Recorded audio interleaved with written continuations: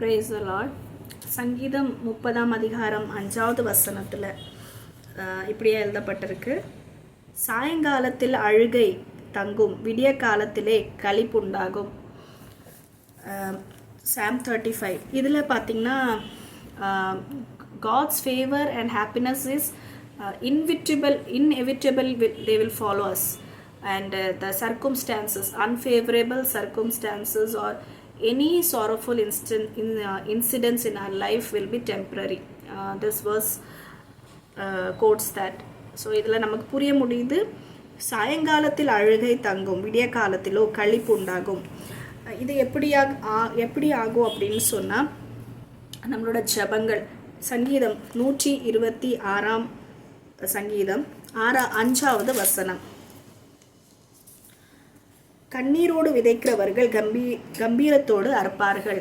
கண்ணீர் எங்கே நம்ம விடணும்னு சொன்னால், மனிதர்களுக்கு முன்பாக அல்ல, தேவனோட சமூகத்தில். நம்மளோட பாரங்கள், நம்மளோட பிரச்சனைகள், போராட்டங்கள், நம்ம கடந்து போகிற ஒவ்வொரு விஷயமும் நம்ம மனிதர்கள்கிட்ட சொல்லும்போது அவங்களால நம்மளோட எல்லா பாரத்தையும் ஆண்டவர் மட்டும்தான் எடுக்க முடியும். மனிதர்கள் நமக்கு அந்த சமாதானத்தையும் அந்த சந்தோஷத்தையும் கொடுக்க முடியாது. இந்த வசனத்தில் என்ன சொல்லப்பட்டிருக்குன்னா, கண்ணீரோடு விதைக்கணும். எங்கே விதைக்கணும்? ஆண்டோட சமூகத்தில் அது விதைக்கும் போது நம்ம கம்பீரத்தோடு நம்மளால் அது அறுக்க முடியும். இப்போது சங்கீதம் 30ஆம் அதிகாரத்தில் 11வது வசனத்தில் பார்க்கலாம். Psalm chapter 30 verse 11. You have turned my mourning into joyful dancing. You have taken away my clothes of mourning and clothed me with joy. 30 verse 11. என் புலம்பலே ஆனந்த களிப்பாய் மாற்றினீர் அப்படின்னு சொல்லப்பட்டிருக்கு. ஸோ நம்மளோட மார்னிங் நம்ம படுற கஷ்டங்களை எல்லாமே நமக்கு ஒரு ஜாய்ஃபுல்லாக மாற்றிட்டாங்க ஆண்டவர் அப்படின்னு சொல்லப்பட்டிருக்கு.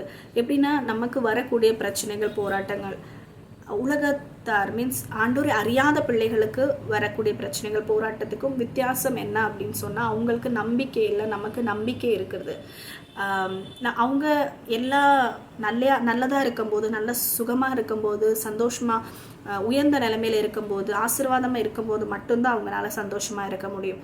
ஆனால் நம்மளால் வறுமையாக இருக்கட்டும், வியாதியாக இருக்கட்டும், பிரச்சனைகளாக இருக்கட்டும், எல்லா சூழ்நிலையிலையும் நமக்கு ஒரு நம்பிக்கை ஆண்டவர் கொடுக்குறாங்க. அந்த நம்பிக்கையில் நம்ம சந்தோஷமாக இருக்க முடியும் அப்படின்னு சொல்லி நம்ம புரிஞ்சு கொள்ள முடியும். நம்மளோட வாழ்க்கை அனுபவத்தில் எப்போ நம்ம ஆண்டவர் மேலே நம்பிக்கையாக இருந்து ஆண்டோட பிரசனத்தை நாடுறவங்களாக இருக்கும்போது, ஆண்டோட சமூகத்தில் நாடுகிறவங்களாக இருக்கும்போது நமக்கு அந்த ஸ்லாக்கியத்தை ஆண்டவர் தராங்க. நெகேமியா 8ஆம் அதிகாரம் 10வது வசனத்தில் சொல்லப்பட்டிருக்குது, ஆண்டுக்குள்ள மகிழ்ச்சியாக, கர்த்தருக்குள் மகிழ்ச்சியாக இருக்கிறதே உங்களுக்கு பலனாக இருக்கிறது அப்படின்னு சொல்லி. ஸோ நம்ம கண்டிப்பாக கஷ்டப்படக்கூடிய நேரங்கள் வரும், நம்ம துக்கப்படக்கூடிய காரியங்கள் வரும், நம்ம வாழ்க்கையில் வியாதிகள், பிரச்சனைகள், போராட்டங்கள், எதிர்பார்க்காத சம்பவங்கள் வரும். ஆனால் ஆண்டுக்குள்ளே நம்ம சந்தோஷமாக இருக்கணும் அப்படின்னு சொல்லி பிலிப்பியர் 4ஆம் அதிகாரம் 4வது வசனத்தில் சொல்லப்பட்டிருக்கு. Philippians 4 verse 4. Rejoice in the Lord always. I again say rejoice அப்படின்னு. எப்பவுமே அதில் சந்தோஷமாக எப்படி இருக்க முடியும் நம்மளால்? Who can be rejoicing in the Lord? Who can rejoice in the Lord அப்படின்னு நம்ம யோசிக்கும் போது 2 Corinthians chapter 6 verse 10. 2 கொரிந்தியர் 6ஆம் அதிகாரம் 10வது வசனத்தில், as sorrowful yet always rejoicing, as poor yet making many riches, as having nothing yet possessing and everything. So 2 கொரிந்தியன்ஸில் 2ஆம் கொரிந்தியரில் 6வது அதிகாரம் 10வது வசனத்தில் இப்படியாய் எழுதப்பட்டிருக்கு. வாசிக்கிறேன்.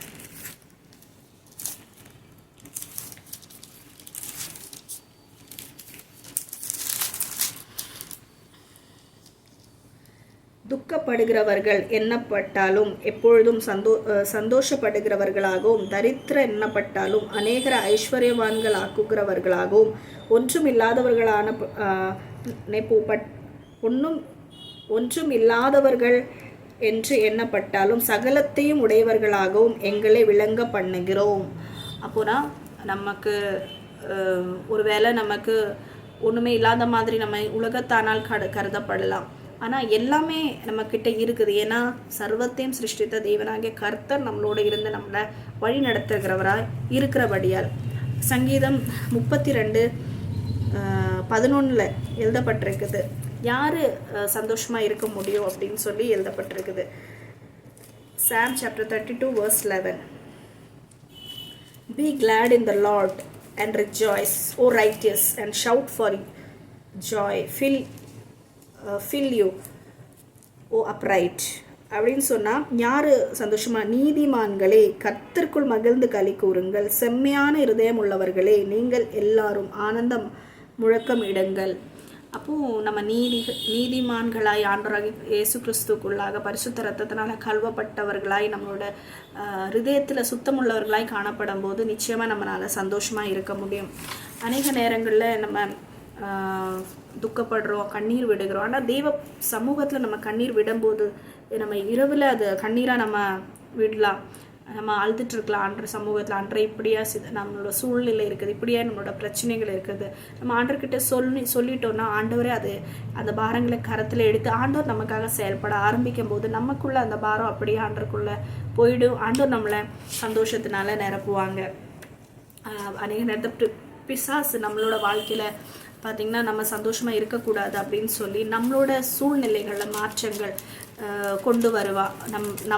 நமக்குள்ள வியாதிகள், நம்மளோட குடும்பத்தில் வியாதிகள், பிரச்சனைகள், வறுமைகள் இப்படியே கொண்டு வரும்போது கூட ஆண்டவர் நமக்கு அடைக்கலமாக இருந்து நம்ம ஆண்டவரை அடைக்கலமாக வைத்து கொள்ளும்போது, அவங்களோட மறைவில் நம்மளை எப்போவுமே மறைத்து கொள்ளும் போது, நம்ம ஆண்டோருக்கு பிரியமாக ஆண்டோட சமூகத்தில் மட்டுமே நம்மளோட பாரங்களை வைக்கும்போது நம்மளால் சந்தோஷமாக இருக்க முடியும். நமக்கு எதிராக வருகிற எல்லா ஆயுதங்களையும் இயேசப்பா நிர்மூலமாக்கி போட்டுருவாங்க. ஸோ பிசாசுனால ஒன்றுமே செய்ய முடியாது. ஏன் அப்படின்னு சொல்ல முடியும்னா, யோபோட வாழ்க்கையில் பார்த்திங்கன்னா பிசாசு பார்த்திங்கன்னா எல்லாமே இழக்க வச்சுட்டா. ஆண்டோட சமூகத்தில் அவங்க ஒரு நீதிமானாக காணப்பட்டாலும் அவங்களோட வாழ்க்கை பிள்ளைகளை இழந்தாங்க. அவங்களோட எல்லாமே அவங்க இழந்து பிறகு கூட அவங்க தேவனை தூஷிக்காமல் அவங்க வாயை அவங்க காத்துக்கிட்டாங்க. நம்மளோட வாழ்க்கையில் போய் நம்ம எப்படியா இருக்கிறோம்? நமக்கு ஒரு பிரச்சனை வரும்போது நம்ம ஆண்டவரை தூஷிக்கிறோமா? இல்லை இது ஆண்டவரோட அனுமதியில் தான் எனக்கு நடந்திருக்குது, இதில் ஆண்டவரே தலையிட்டு காரியங்களை செய்வாங்க அப்படின்னு சொல்லி நம்ம நம்பிக்கையோடு இருக்கிறோமா? இல்லை நம்ம ஆண்டரை குறை சொல்கிறோமா, முறுமுறுக்கிறோமா, சூழ்நிலைகளை மனிதர்களை குறை பேசுகிறோமா? அப்படி ஆண்டவர் கண்டிப்பாக நம்மளை பார்ப்பாங்க. நம்ம எப்போ எல்லா சூழ்நிலையும் ஆண்டவரோட அனுமதியோடு நமக்கு நடக்குது அப்படின்னு நமக்குள்ள ஒரு காரியங்கள் புரிந்து கொள்ள முடியுமோ அப்போ தான் நமக்கு ஒரு பெரிய விடுதலையே இருக்கும். ஏன்னா நம்ம இந்த பூமிக்குரிய என்ன காரியத்தை நம்ம இழந்தாலும் பிசாசுனால நம்ம இட்டர்னல் நம்மளோட பரலோக வாழ்க்கையை அவனால் திருட முடியாது. அப்போ அந்த பரலோகத்துக்கு போகக்கூடிய காரியங்கள் ஆண்டவர் என்னென்ன நமக்கு கற்றுக் கொடுத்துருக்காங்க அதில் நம்ம நிலைத்து இருக்கும்போது அவனால் நம்மளோட ஆத்மாவே சேதப்படுத்த முடியாது.